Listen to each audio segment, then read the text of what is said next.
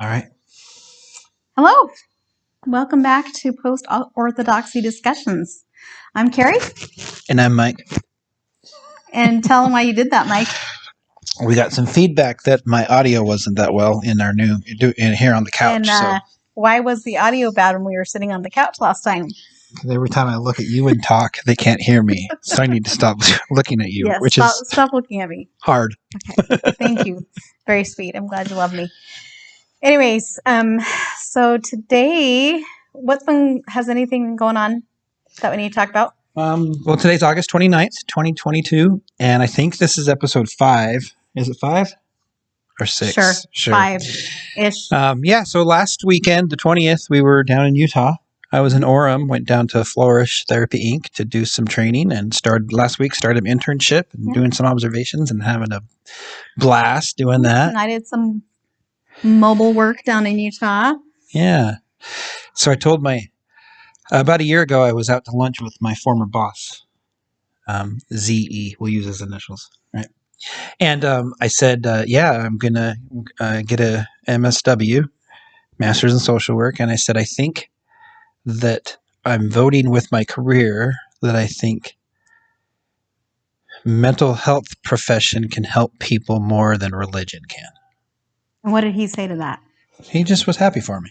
It's like, okay. Yeah. Curious. So, yep. So I'm started. Put that down just a little bit. Yeah, just a little bit. Yeah. Is that better? We got Molly with us. Yeah, Molly's my little armrest. I just think that looks we're in the frame better. So we got the dog with us. Mm-hmm. And I went golfing today with my dad and my brother. I golf religiously once a decade. Religiously. So great. We had fun. Great. What's new with you? With me? Yeah. Nothing. I went to Utah with you. Okay. I did some work down there, and just nothing too exciting going on with me. Okay. But I kind of prefer it that way. I'm a little bit of a, what would you call me? Not a homebody, but your social needs are met by your sisters. Well, my social needs are not the same as your social needs. They're very different. So we went out to dinner and drinks while we were in Salt Lake with a bunch of Exmo TikTokers. Yeah. Like Tyler from Utah and Exmo Tim and Audie Balls and someone you had read a lot. Oh, ex-Mormonology. I've been listening to her Amy. For a couple years. Yeah. It was really fun to meet her finally. The other Amber was there, Jim M, and I think Indigo Painting. Yeah. So oh my gosh, fun. I can't believe you know all their handles. He always asks me, like, do you know so-and-so on TikTok? And they'll use like their weird, whatever handle it is. I'm like, I know nobody. They all follow you. I know they follow me, and I thank you for following me, but I just don't. There's not room in my brain for all those extra names, I guess. So I sent you an article earlier this week. It was yesterday you sent it to me. Yeah. And so I was August 28th. Yeah, and I thought, wow, we have to do an episode on this. Mm-hmm. Have to do an episode on it. So it's from the Salt Lake Tribune. Mm-hmm. BYU requires new hires to waive their right to clergy confidentiality. You need to put that microphone in the middle of your shirt. By Peggy Fletcher Stack. I'll just hold it. We like Peggy. Yeah. I don't. Anyway, so I'd like to know more about her. Super interesting because I just like the stuff I read. I mean, I don't know her personally, but she's a good journalist for sure. And I love to read the articles. She's on the religion beat at the Salt Lake Tribune, and she does a really good job. Anyway, the reason why I thought we needed to talk about this article is because it's dealing with some new policies in church education.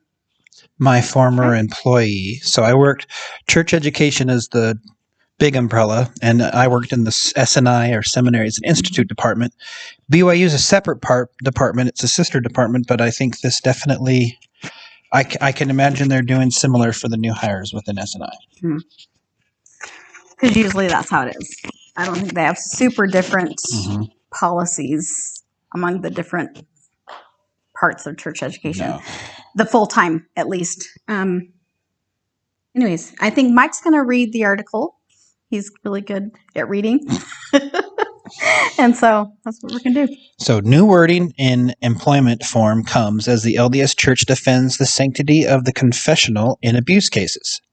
Move has some asking, where can school employees go safely to get pastoral counseling?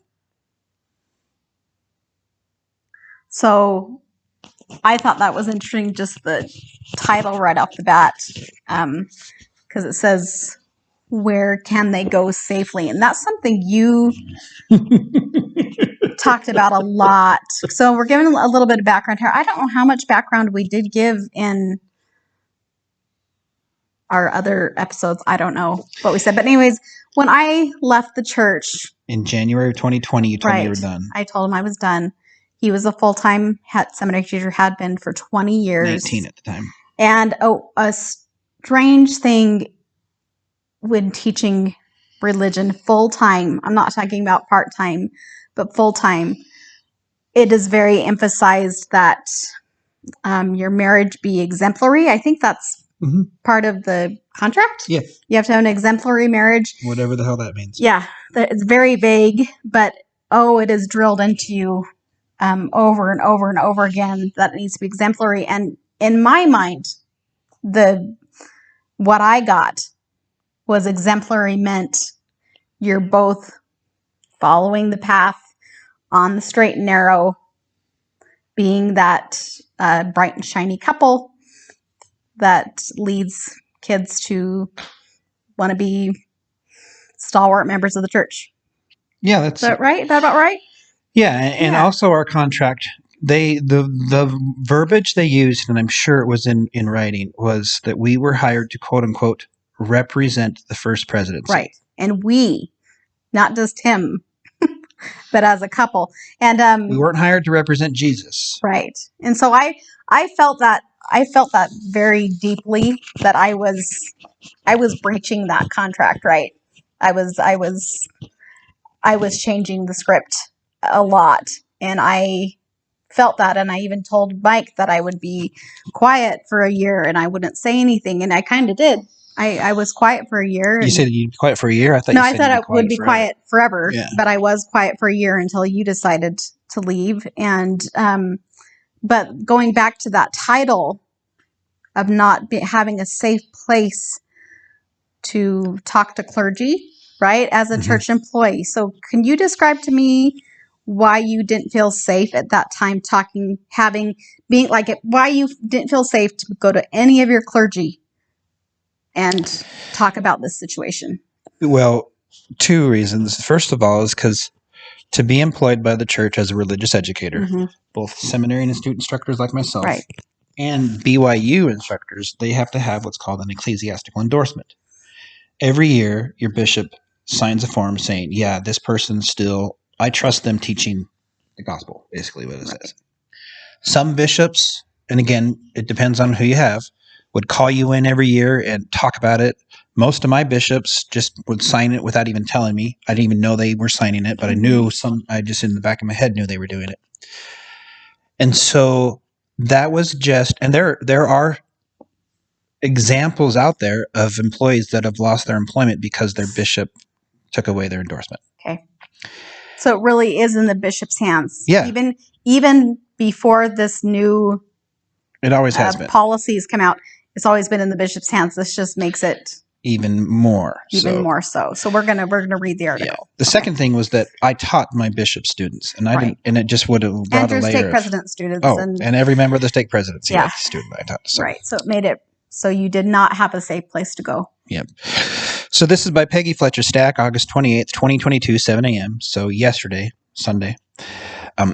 At a time when the Church of Jesus Christ of Latter-day Saints is vociferously defending abusers' rights to clergy confidentiality for their confessions, it is quietly requiring Brigham Young University new hires to give up theirs.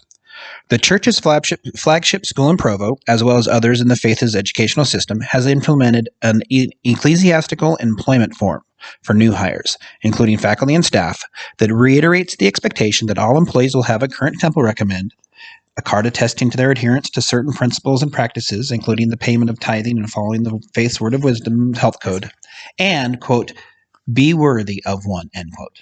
So there's a couple of links in there a link to their vociferously defending it, and a link to the what has changed? What in that has changed from what? It looks like we haven't got quite to the new part. Oh, okay. So, but yeah, so they're just kind of talking about how the old system was, and now we're getting to the new part. Yep. Okay. But now wording has been added to the agreement candidates must sign, authorizing the Ecclesiastical Clearance Office. So there's an office.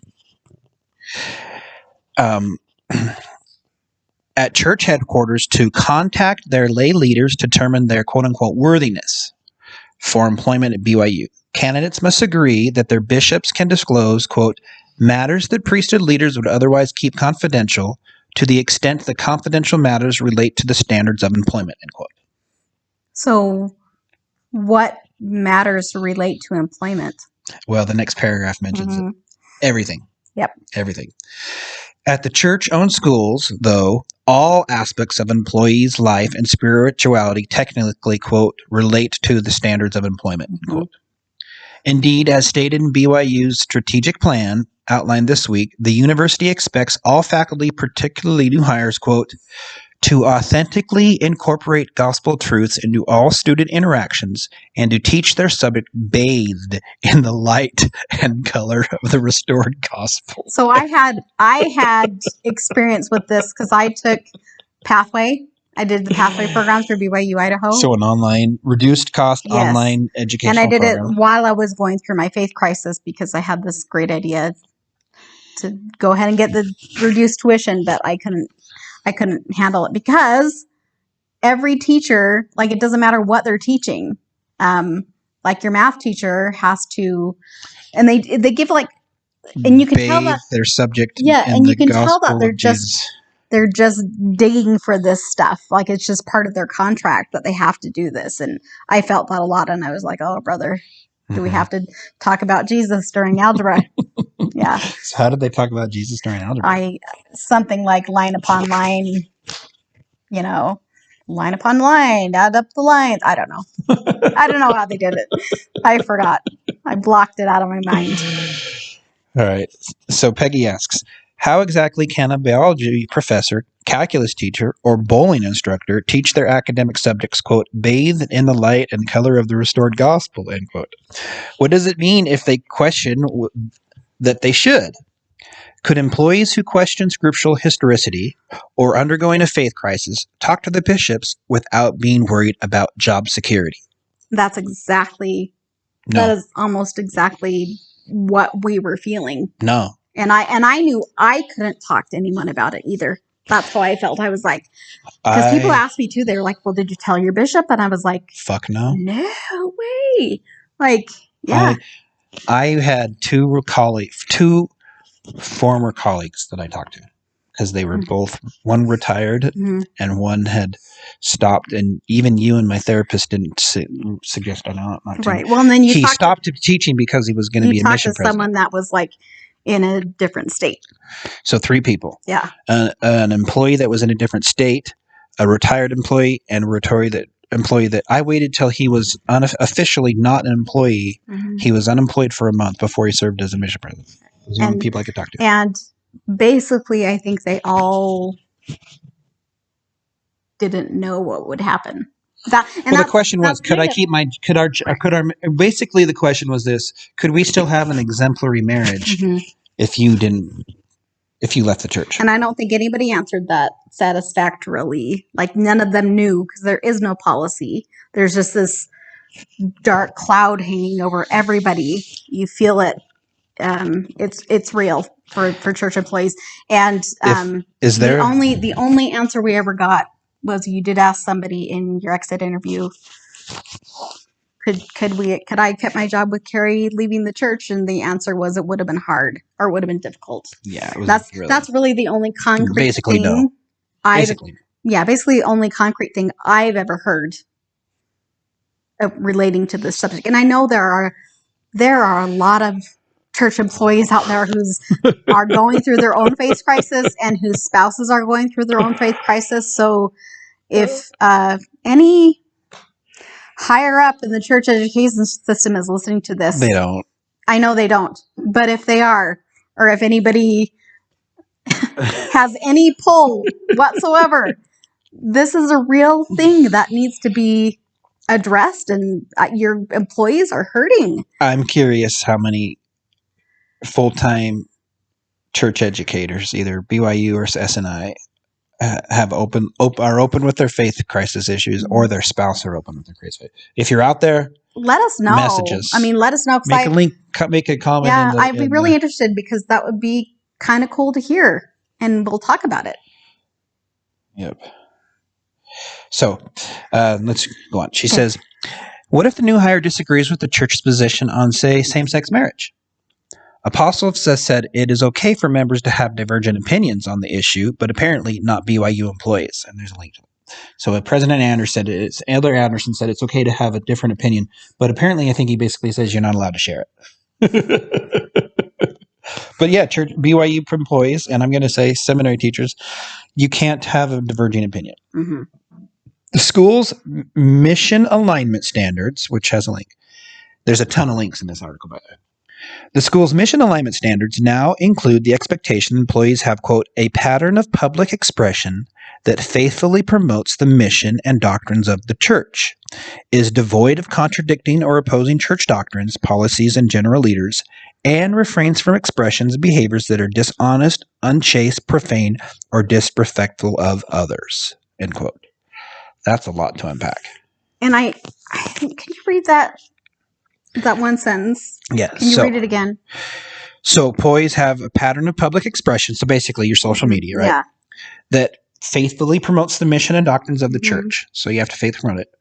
Devoid of contradicting or opposing church doctrines, policies, and general leaders. Mm-hmm. So you can't oppose. You can't say, Jeffrey Holland, that's not wise to use the analogy of musket fire. You can't say, Brad Wilcox, you can have happiness after leaving this church.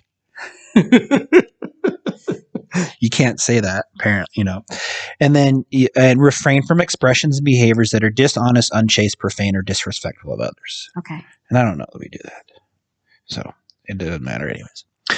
Until all Latter-day Saints have come to, quote, the unity of our faith, end quote, Apostle Jeffrey R. Holland told the faculty and staff a year ago this week, quote, our next best achievement will be to stay in harmony with the Lord's anointed, those whom he has designated to declare church doctrine and to guide Brigham Young University as its trustees. So, wow, that was a year ago when Jeffrey Holland said that. Yeah, a year ago. And by the way, just a little side note, I hate the use of the term the Lord's anointed. What do you hate about that? It just sounds culty. I don't like it. They're anointed? I don't like it. It's a weird term. Anyways. And the Lord's anointed, designated to declare true church doctrine and to guide Brigham Young University. Mm-hmm. So where can BYU employees get pastoral help? That clause in the contract, limiting the confidential information to be shared only to the standards of employment, doesn't clarify anything, says Michael Austin, a BYU alumnus and executive vice president for academic affairs at the University of Evansville, a Methodist school in Indiana. And she's quoted him before. Mm-hmm. She goes, and Peggy, if you're listening, you can call us for comments if you want. In other words, such leaders, mostly bishop, male volunteers who serve as a congregation's ministers, can reveal to higher-ups any concerns about candidates, whether they be intellectual, spiritual, and emotional, and much more. Essentially, critics say that means employees in need of pastoral counseling cannot safely discuss their marital breakdowns, teenage behavior, or faith crises with their ecclesiastical leaders, who also hold the keys to their jobs. Because you get fired if you don't have an exemplary marriage. So you cannot talk about marital breakdown. That's what it said, right? Yeah. So you can't talk about problems in your marriage for fear of losing your job. And then what was it said? Teenage behavior or faith crisis. Does that mean like teenage behavior, like when you're a teenager? No, like my teenagers. Oh, like if your teenagers are having problems. So, yeah. So you can't talk about anything. And, well, anything that's not bright and cheery and happy and positive. I mean, it causes people to be really fake, to just not be real. I know of employees who are in this that are in the second half of their careers that just skate by. Right. I mean, it's just because you get to a point, and I was at that point where I'm going back to school, graduate school, just to find a career. There are, my skills don't directly translate if I don't want to stay in education, right. which I was done with education in general. So unless some, Baptist university wanted a Mormon expert, I don't know. Mormon studies at the Baptist College. Yeah. After 20 years, I was making a lot of money, and I had to take at least right now I make a third of what I made a year before, and so they're almost stuck. I was stuck. Right. Well, we felt stuck until we had to find something else. Yep. We kind of had to blow it all up, rebuild. Yeah, completely. Yep. Just blow it up. Kaboom. I told somebody this week, I said, I'm living proof that money doesn't bring happiness. It's true. So, BYU spokesperson Carrie Jenkins confirmed the wording of the contract, and the church declined to comment on how that might affect pastoral counseling for instructors and staff. Quote, This is problematic on several levels, especially concerning the way that affects the spiritual lives of BYU employees, Austin said. Quote, the church has correctly argued in other spaces that effective pastoral care requires meaningful guarantees of confidentiality between ecclesiastical officials and their charges. End quote.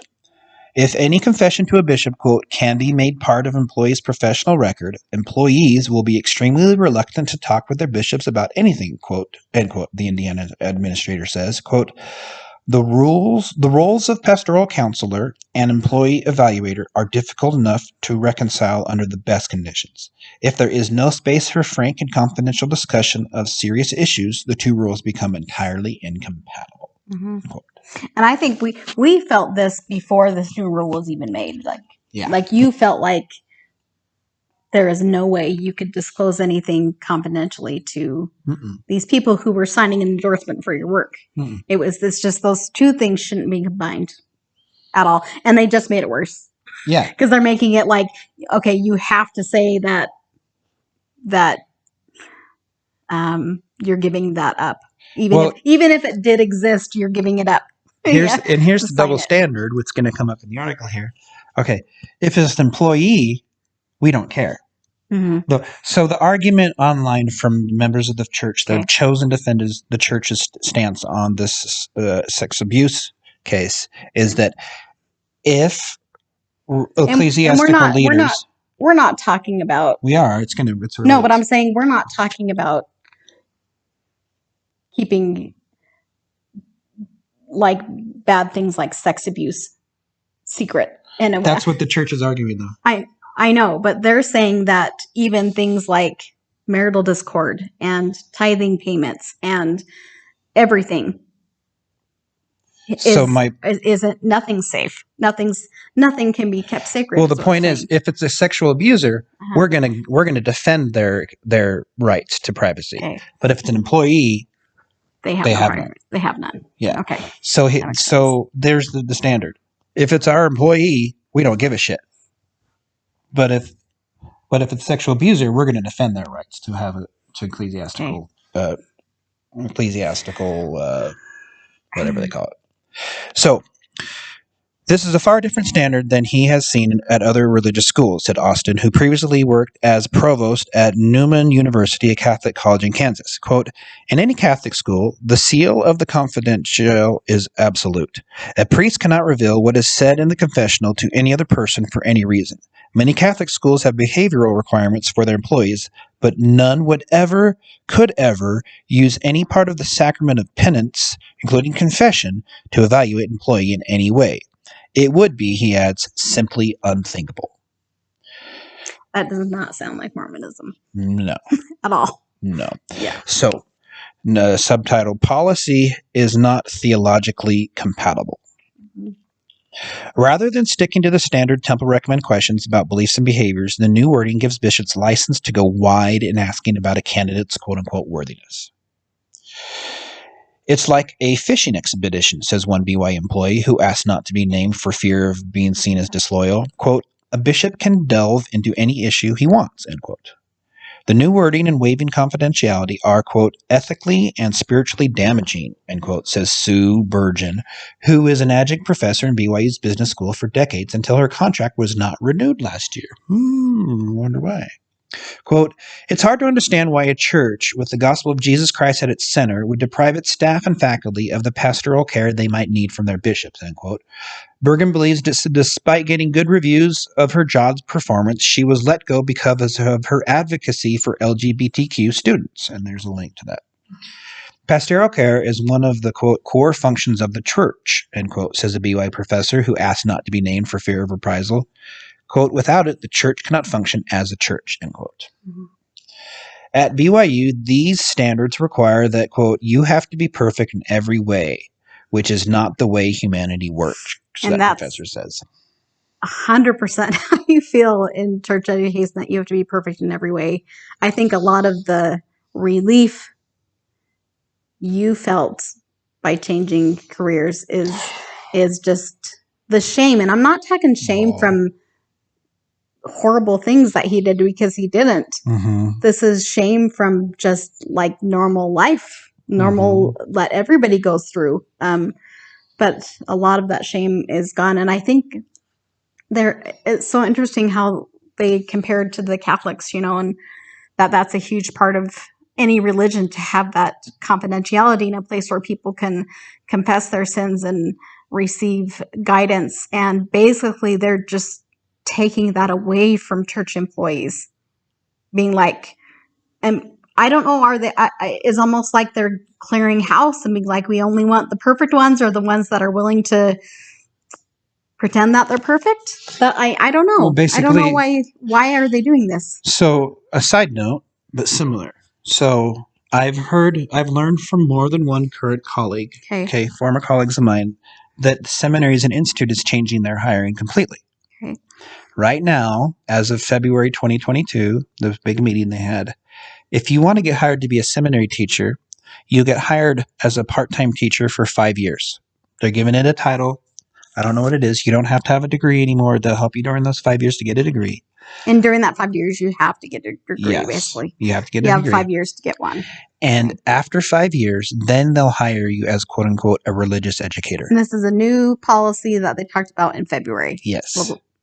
In other words, they're going to take 5 years to vet new employees before they decide if they want to keep them. Or those employees to decide if they can handle it. I am confident that if they had that, they wouldn't have kept me after 5 years. Well, maybe they wouldn't have kept you, but I think we would have made some decisions. Yeah. We would have made some other decisions and maybe been like, hey, this isn't quite for us. No. Isn't quite the lifestyle we want. So they are, I think, just another way to double down. Of course, they're given their reasons for it, but I know that they're already hiring teachers kids right off their missions that are, 20 years old, teaching these teenage kids, and with their missionary zeal. So yeah, I think to answer your question, this is just to make sure. The church spends most of its money in 3 areas: buildings, education, and missionaries. And the education department, they are doubling down. If you're going to get a paycheck from them, they want to make sure you're teaching their shit. Mm-hmm. Period. The way they want you to. Yeah. It's so different from any other religious university setup. You can be a Catholic professor at a Catholic university. You can speak your opinion. You have freedom of speech. You can have nuanced views. The employees within the Church of Jesus Christ of Latter-day Saints do not have freedom of speech. Mm-mm. Oh no, they don't. And like it says, I mean, it said here vaguely, your social media, any public comments. Mm-hmm. This person says, You have, like I said, you have to be perfect in every way, which is not the way humanity works. Then that's also not, quote, theologically compatible with the New Testament or the Book of Mormon, this employee says. It also makes working at BYU fraught with, quote, structural ambiguity, the professor says. Employees face scrutiny from themselves and others about whether they are following church teachings and rules because they believe in them or because they don't want to lose their jobs. This ambiguity renders it impossible for faculty and staff to, quote, engage with the church either freely or with integrity. Honest relationships with ecclesiastical leaders are off the table regardless of faithfulness. Wow. They're off the table.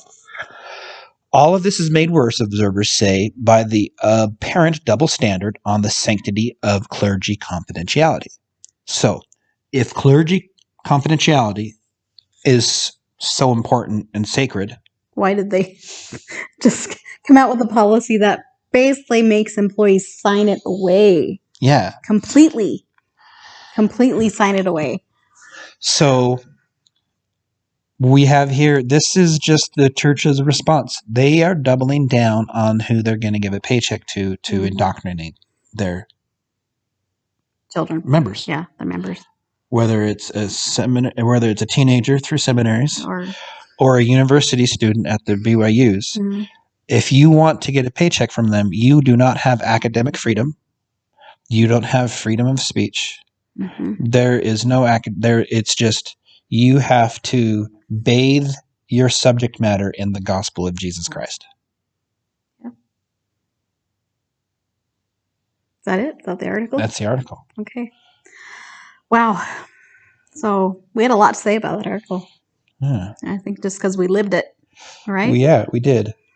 And next time I didn't have it ready this time. Are they making only new employees do this, or is this current employees too? I don't know, because I know they recently went through and asked the current employees to voluntarily sign a waiver to waive their these confidentiality rights. So it might be like, yep. Hey, you're the good one if you signed it, because they knew who did and know who didn't. Yep. So, well, interesting. I'm interested to see if this gets any national attention or what happens with it. So. Nope. I think that's all I got. Is that all you got? That's all I have today. Yep. I'm good. All right. So join us next time. Like, follow, and share, and do all that other shit. Mm-hmm. See ya. Bye.